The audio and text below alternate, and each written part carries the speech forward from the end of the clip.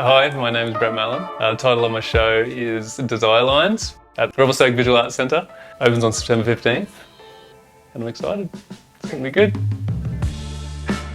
Yeah, I grew up in Australia. I grew up in Brisbane. Lived a long time on the Gold Coast and then Melbourne for 6 or 7 years before moving to Canada, moving to Revelstoke. I always drew, like I was always the drawer in class. I was the person that people would come to, and I really enjoyed that interaction with other people, like people coming to me and saying, can you do this for me? And then that gave me a bit of a buzz.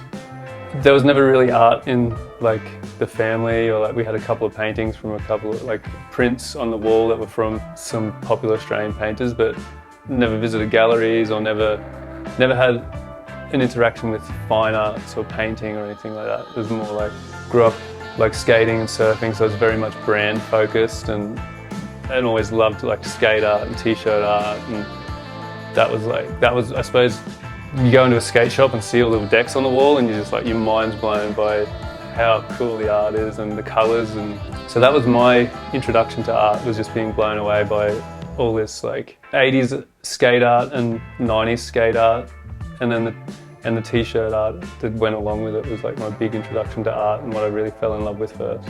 But as a drawer, I just always drew. I didn't get into painting till way later. The art path has been quite a long one for me. After school, I tried to get into sign writing and that fell through, and then so I sort of felt pretty lost, went travelling for a long time, got a trade as a carpenter, and then at like 26, I went back to school and to do design, because of that whole history with the t-shirt. I wanted to just do t-shirt drawings on t-shirts, and then I got into that and I realised, oh, you're not just drawing on t-shirts all the time.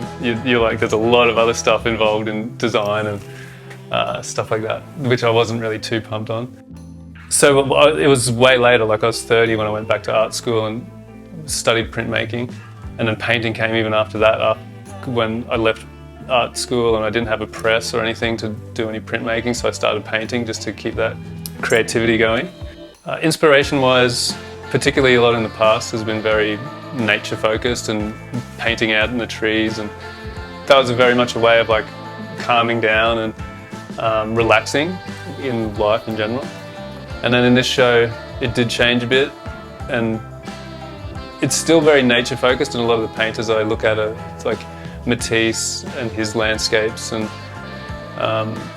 also Pierre Bonnard, he paints a lot of beautiful landscapes, and also I've been looking at Picasso as well in this show.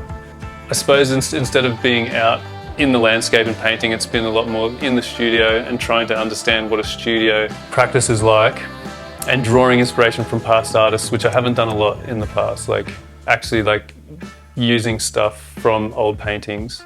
And like even Chile was a lot, Egon Chile was a big influence in this show as well. Actually using parts from paintings, and like, so compositions and a lot go into what I really love, and how you can get into a painting when you look at a painting, how past artists use that composition and colour for you to get into a painting and sit in there and look at things. The first time I went out to paint in the landscape, I was just like, where do you start? Like, there's so much going on. Like, so that's such a long process of learning how to look at the landscape, and then how to actually pull it apart and paint it, and what colours to use, and what colours fall back and what colours come forward, and it's such a long journey. And then, but that, yeah, the simplification of blocks of colours, and then it's cool too because you're not saying everything in it. You just can use like a yellow for like the house that's over there, and that might not look like a house, but people get to make up their own stories in there.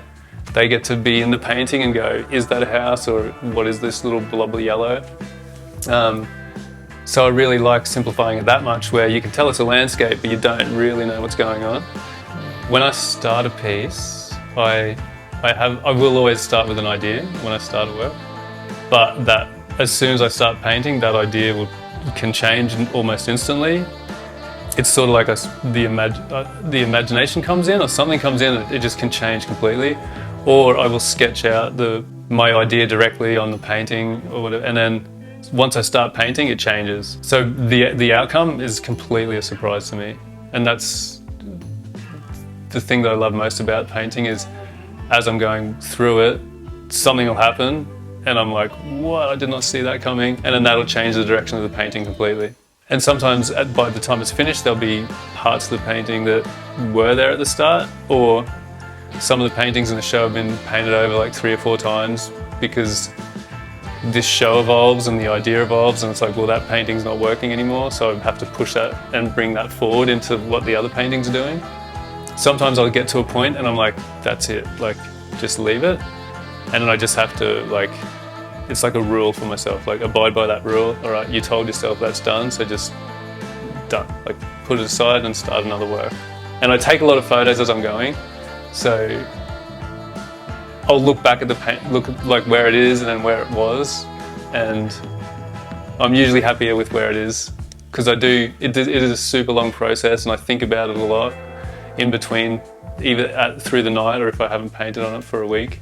I'll rub like the painting with rags and stuff like that, but I'll always leave what I've painted on there, and I build up the surfaces so it creates like this, what I hope is like a history or a depth to the painting that you can see through, see colours below colours. If it does get to a place where I hate it, then I just paint over it and keep painting, turn it into a completely new painting. I've been working on oil paintings, drawings in oil pastel and in charcoal, some sculptures in plaster, and they'll be painted as well, probably with oil paint. Maybe some monoprints. That could be a big day's work or something, but we'll see. Because I do like the printmaking element of things. Like I do like sneaking that in there still. It's such a big part of my life and I love it, so we'll try and sneak it in there where I can.